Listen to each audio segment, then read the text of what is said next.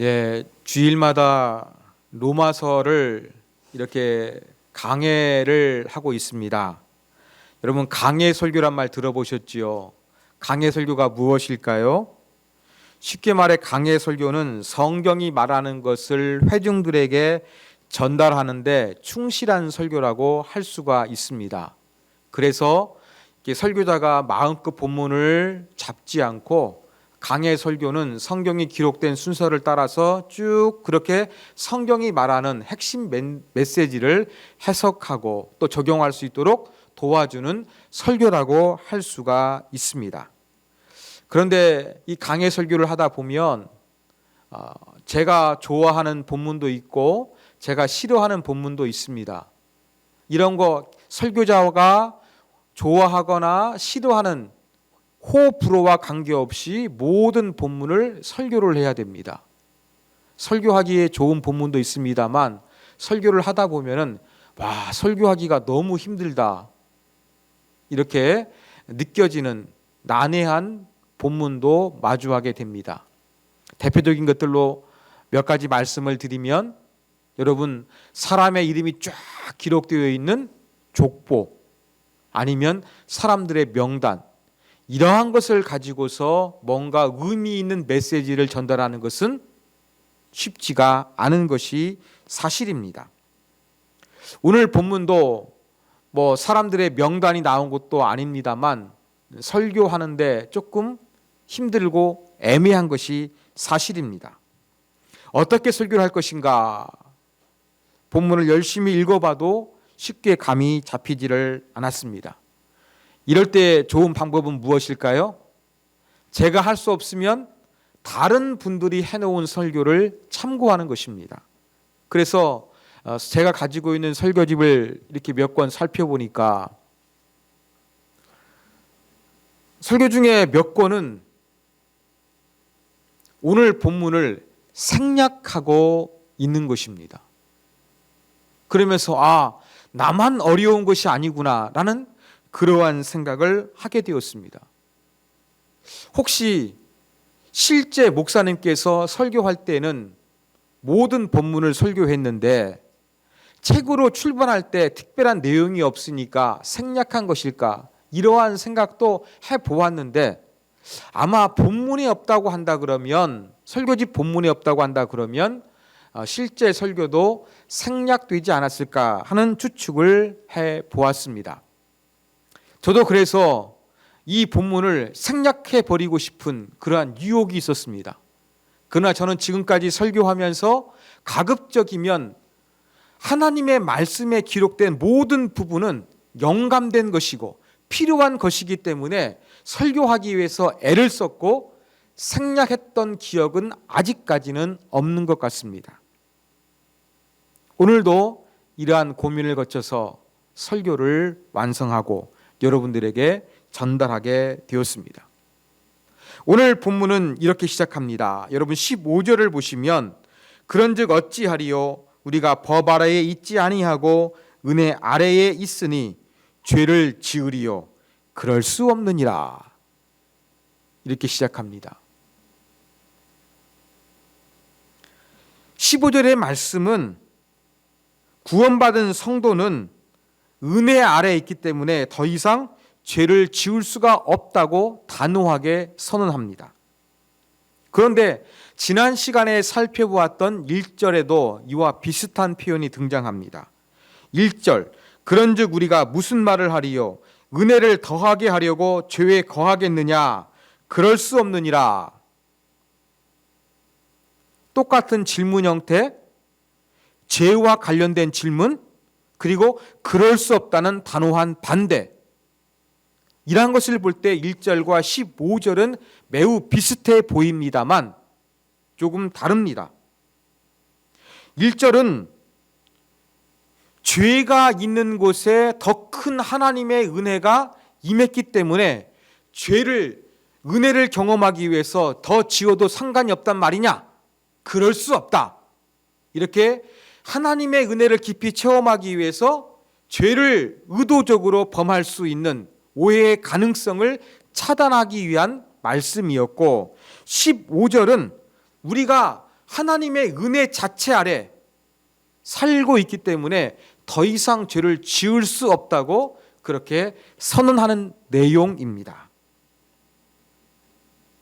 우리가 죄로부터 자유하게 되었다. 죄의 지배와 속박으로부터 이제 자유케 되었다. 그렇다고 해서 우리가 마음대로 살아가는 것은 아니라는 것입니다.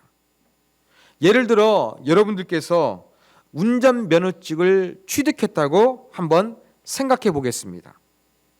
여러분, 운전면허가 있기 때문에 오늘 예배 드리기 위해서 차를 운전해서 오신 분도 있습니다만, 우리가 운전할 때 어떻게 합니까? 교통법을 지키면서 운전을 해야 되는 것입니다. 내가 운전면허증이 있다고 해서 교통법을 위반하면서 마음대로 그렇게 운전하면 되겠습니까? 이건 위험한 것입니다.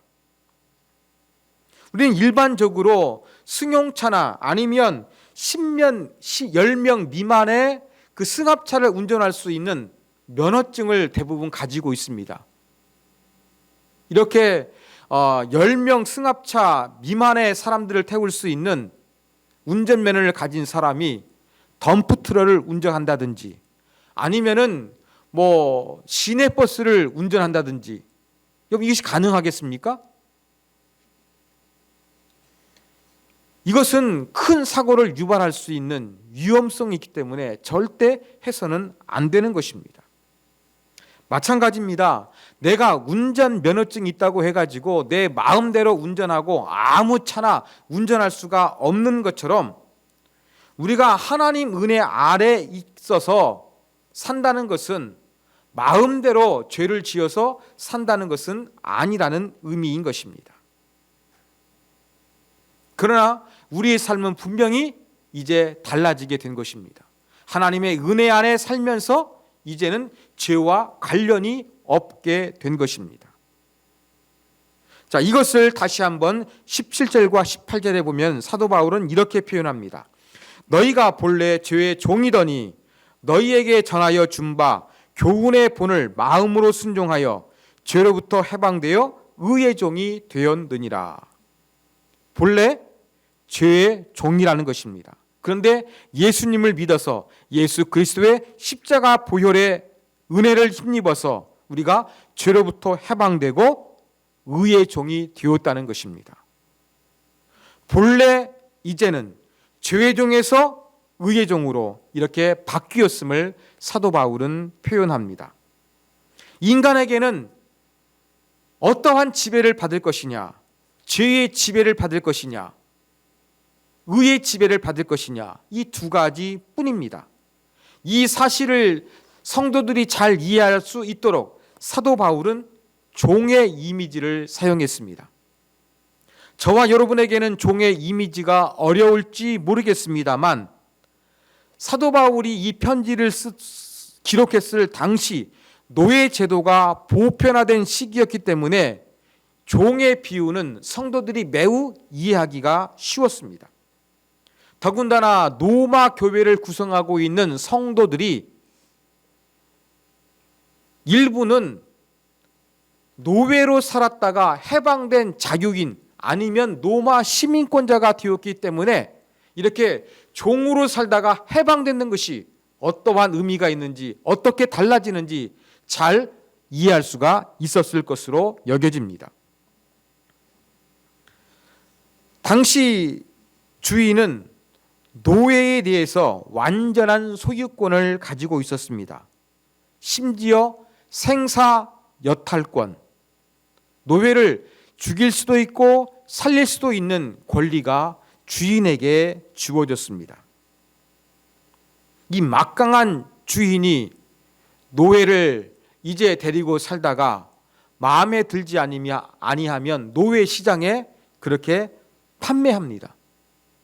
그러면 노예 시장에 나온 이 노예는 다른 주인을 만나 또 다른 주인에게 이제 그를 섬기며 살아가는 삶을 살아가야만 했습니다. 그런데 주인이 바뀌게 되면 이전 주인과 관련이 어떻습니까? 완전히 없어지게 된 것입니다. 바로 사도 바울은 이러한 문화적인 배경을 두고서 종의 이미지를 사용하고 있는 것입니다. 로마 시대에 쉽게 볼 수 있었던 노예 제도, 한 사람의 종이었다가 다른 사람의 종이 되면 이전의 주인과는 아무런 상관이 없는 것처럼 우리가 원래는 죄의 노예였으나 이제는 예수님의 거룩하신 보혈의 피로 말미암아 해방되어서 이제는 죄와 완전히 관련이 없다는 것입니다. 그러면서 우리에게는 새로운 주인 하나님이 계시다는 것을 사도 바울은 설명하고 있습니다. 그러면서 사도 바울은 이렇게 두 주인을 섬기는 최종적인 결과가 어떻게 될 것인가, 그 결과를 간략하게 설명을 합니다. 21절에 보면 그때에 무슨 열매를 맺었느냐, 이제는 너희가 그 일을 부끄러워하나니 이는 그 마지막이 사망이니라. 그때에는 바로 죄의 노예로 있을 때입니다. 즉 예수 믿기 전의 상태를 의미하는 것입니다. 이 예수 믿기 전 노예 지배를 받은 최종 열매가 무엇입니까? 사망, 죽음이라고 이렇게 언급합니다. 그리고 22절에는 이렇게 소개합니다. 이제는 너희가 죄로부터 해방되고 하나님께 종이 되어 거룩함에 이르는 열매를 맺었으니 그 마지막은 영생이라. 이제는 예수 믿은 이후입니다. 죄로부터 해방된 이후를 이야기합니다. 그 마지막 최종 열매가 무엇이라고요? 영생, 영원한 생명이라고 사도 바울은 표현합니다. 그러면서 마지막 23절에서는 이 두 종류의 주인을 섬기는 삶을 간단하게 이렇게 요약합니다. 유명한 구절인데 다 같이 화면을 보시고 우리 함께 읽도록 하겠습니다. 읽습니다. 죄의 삭은 사망이요 하나님의 은사는 그리스도 예수 우리 주 안에 있는 영생이니라. 아까 제가 설명드렸던 21절과 22절과 조금 다른 단어를 사용합니다. 죄의 싹, 죄의 결과, 죄의 임금, 이게 바로 무엇이라는 것입니까? 사망이라는 것입니다. 싹스는 원래 군인들에게 지급되는 임금을 의미했거든요. 그런데 봉급, 품삯, 수당을 의미하게 되었습니다. 즉 죄의 그 지배를 받아 얻게 되는 결과, 일당이 바로 무엇이라는 것입니까? 죽음이라는 것입니다. 그런데 하나님의 은사라고 표현하고 있습니다. 죄는 보상, 수당이라고 그렇게 단어를 사용하고 있고 하나님의 은사는 쉽게 말해서 기프트, 선물이라는 이야기입니다. 하나님이 주시는 최종 결과물은 바로 우리에게 선물이 된다는 겁니다. 그것은 영생이라는 것입니다. 이렇게 사도 바울은 죄가 주는 우리에게 대가는 죽음이요 하나님께서 주시는 최종적인 것은 선물로 영생이다. 이 두 가지를 이제 대조시키고 있음을 우리가 알 수가 있습니다. 우리가 죄의 종이 되어서 살게 되면 필연적으로 죽음을 맞이할 수밖에 없고, 우리가 하나님을 주인으로 섬기게 되면 영원한 생명을 누릴 수 있다는 사실을 우리가 기억해야 할 것입니다. 이렇게 우리에게는 두 종류의 주인이 있습니다. 사랑하는 여러분, 여러분은 어떤 주인을 섬기고 있습니까? 어떤 주인이 여러분에게 실제적으로 강력한 영향력을 행사하고 있습니까? 바울은 참된 그리스도인이라고 한다 그러면 죄의 지배로부터 벗어나 이제는 죄를 주인으로 섬길 것이 아니라 하나님을 주인으로 섬겨야 한다는 사실을 강조하고 있는 것입니다. 사랑하는 여러분, 예수를 믿고서 정말 여러분의 삶의 주인이 바뀌었습니까? 바뀌지 않았습니까? 여러분의 삶의 주인이 바뀌었다는 것을 어떻게 입증할 수가 있겠습니까? 입으로 다 예수 믿어, 행동으로 다 예배, 종교행위에 참석하고 있어. 이것도 분명한 입증의 방법입니다. 그러나 더 좋은 방법은 무엇일까요? 우리의 인격과 우리의 성품과 우리의 행동과 우리의 가치관이 달라지는 것입니다.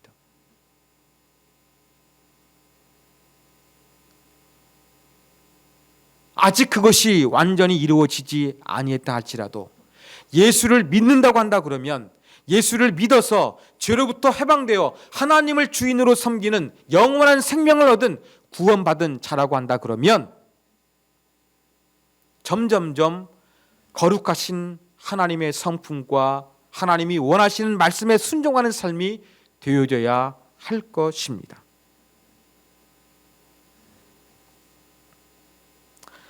사랑하는 여러분, 우리는 죄로부터 해방되어 영원한 생명을 소유하게 되었습니다. 이제 예수님의 보혈로 하나님의 자녀가 되어서 내가 받은 구원은 절대 흔들리지가 않습니다. 이거 제가 설명해 드렸죠. 그런데 여기에서 우리가 자칫 오해할 수 있는 것이 한 가지 있습니다.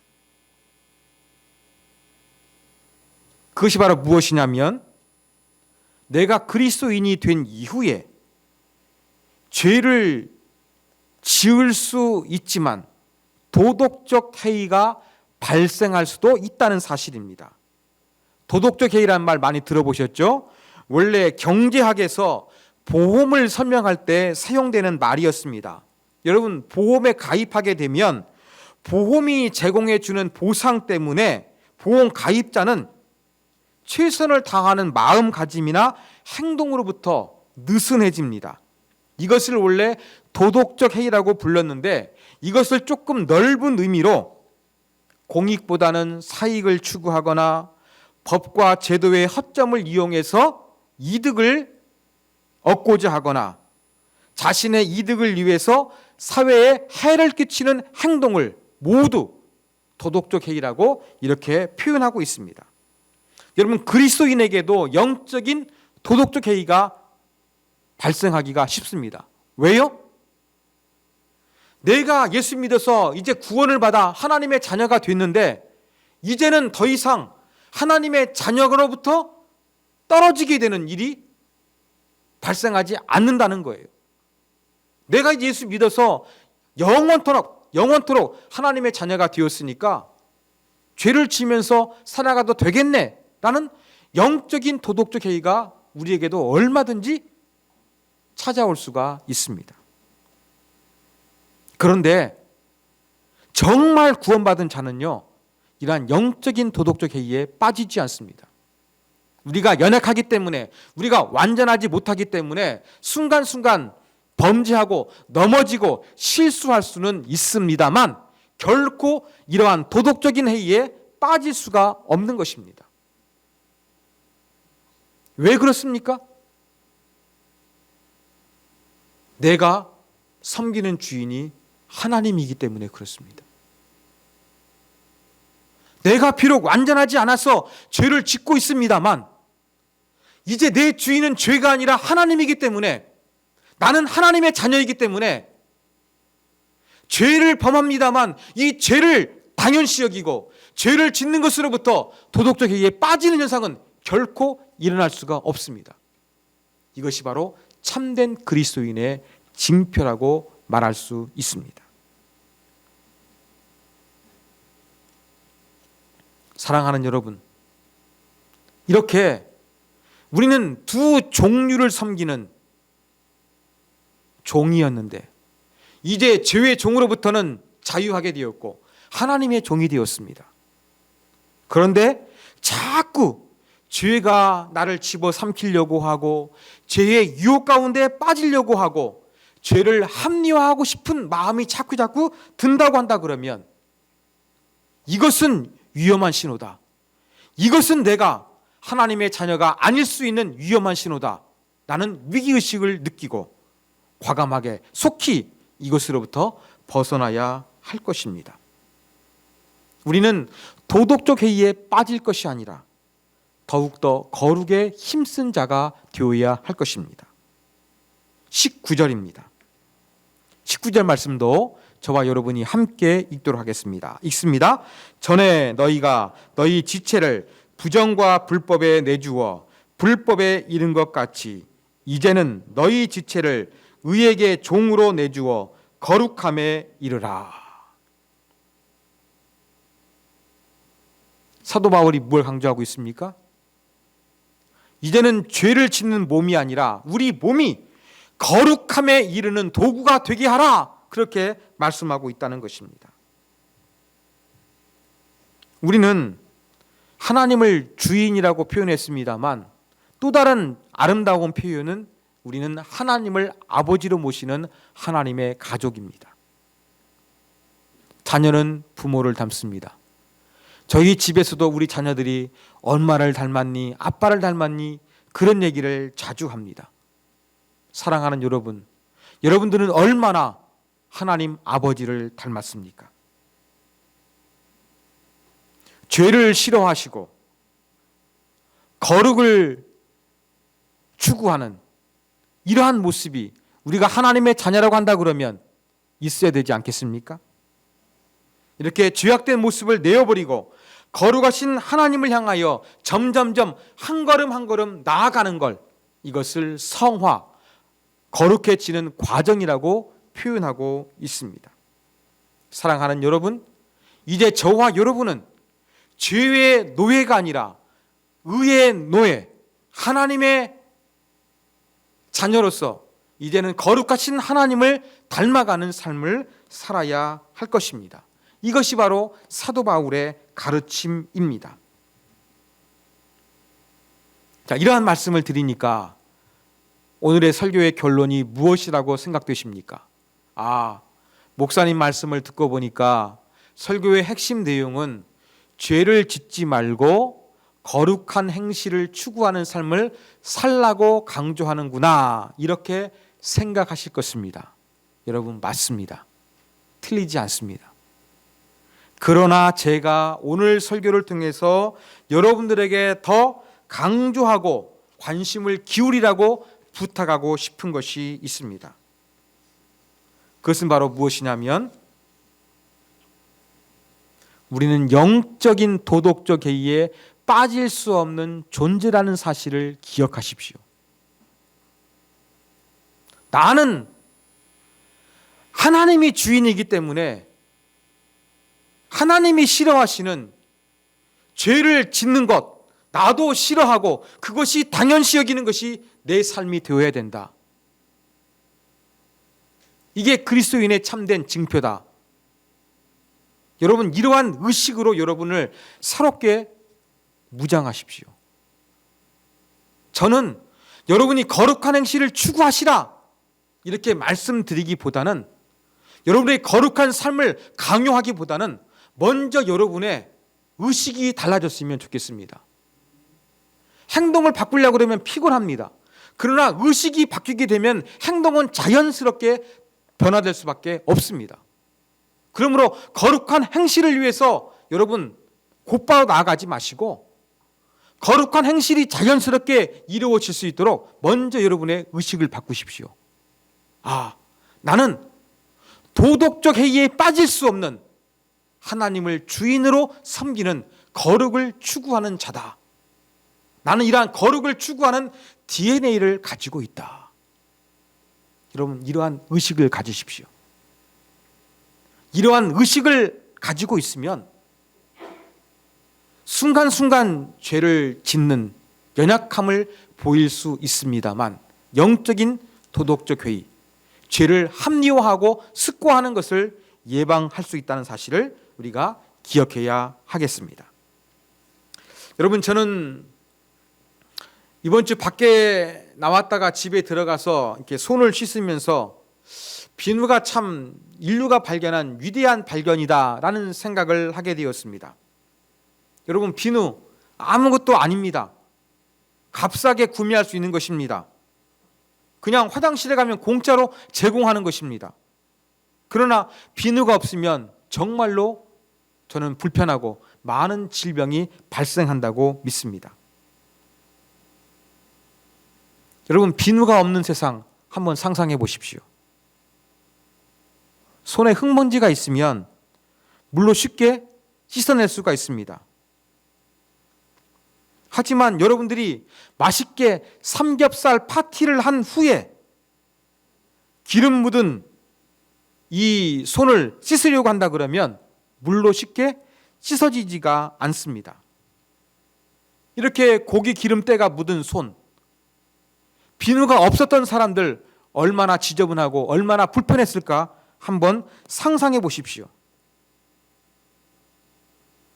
흙이 묻으면 물로 씻으면 됩니다만 기름은 물로 씻어도 그렇게 사라지지가 않습니다.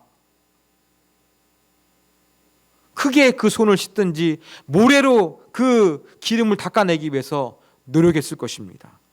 그래도 깔끔하게 씻기지 아니했을 것입니다. 기름때가 낀다고 하지요. 그러면은 이 손에서 씻겨지지 않은 기름때가 손에 덕지덕지 묻어 있어서 손은 예쁘고 깔끔한 손이 아니라 더럽고 오염이 많은 불결한 손으로 바뀌게 될 것입니다. 이것이 바로 비누가 없는 세상의 모습이라고 할 수가 있을 것입니다.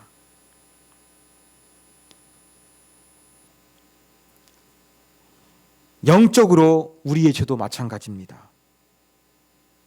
비누가 없으면 이 고기 기름때 같은 잘 지워지지 않는 때가 우리 손으로부터 사라지지가 않습니다. 예수 그리스도가 없으면 우리의 이러한 죄악들, 죄의 노예가 된 상태로부터 자유할 수가 없게 된 것입니다. 아무리 죄를 씻으려고 해도 씻어낼 수가 없었던 것입니다. 그런데 예수님께서 십자가에 달려 우리의 죄를 죽으심으로 말미암아 비누가 기름때를 말끔히 씻어내는 것처럼 우리의 죄악을 씻어 주셨습니다. 얼마나 감사한 일입니까? 이렇게 비누로 고깃때를 말끔히 제거한 사람, 손을 깨끗하게 씻은 사람은 어떻게 살려고 노력합니까? 이제 손을 깨끗하게 씻었기 때문에 가급적이면 더러운 것을 만지지 않으려고 조심합니다. 여러분, 바로 그리스도인의 삶이, 성화를 추구하는 삶이 이와 비슷합니다. 거룩한 삶, 성화의 삶, 거룩하신 하나님을 닮아가는 삶, 그게 바로 무엇입니까? 깨끗한 손을 더럽히지 않기 위해서 조심하는 것처럼 저와 여러분이 죄를 짓지 않기 위해서 조심하는 삶이 바로 하나님을 주인으로 섬기는 삶, 성화의 삶, 거룩을 추구하는 삶이라는 사실을 여러분 기억하시기를 바랍니다. 사랑하는 여러분, 하나님을 믿어도 예수님의 피로써 우리가 구원받았어도 우리는 순간순간 죄를 짓고 삽니다. 그러나 영적인 도덕적 해이에 빠지지 마십시오. 거룩을 추구해야 됩니다. 그렇다 거룩을 추구하시되 너무 부담을 느끼면서 거룩하게 살아야 돼, 죄 안 지어야 돼, 그렇게 느끼지 마십시오. 거룩을 추구하는 자연스러운 영적인 DNA가 우리 안에 있기 때문에 이러한 DNA를 기억하시면서 내 의식 속에서 나는 하나님을 주인으로 모셔서 거룩을 추구할 수밖에 없는 사람이야, 이러한 생각을 하시면서 한 주간도 믿음으로 하나님 말씀대로 죄를 멀리하면서 승리하는 저와 여러분이 되기를 주님의 이름으로 부탁드립니다.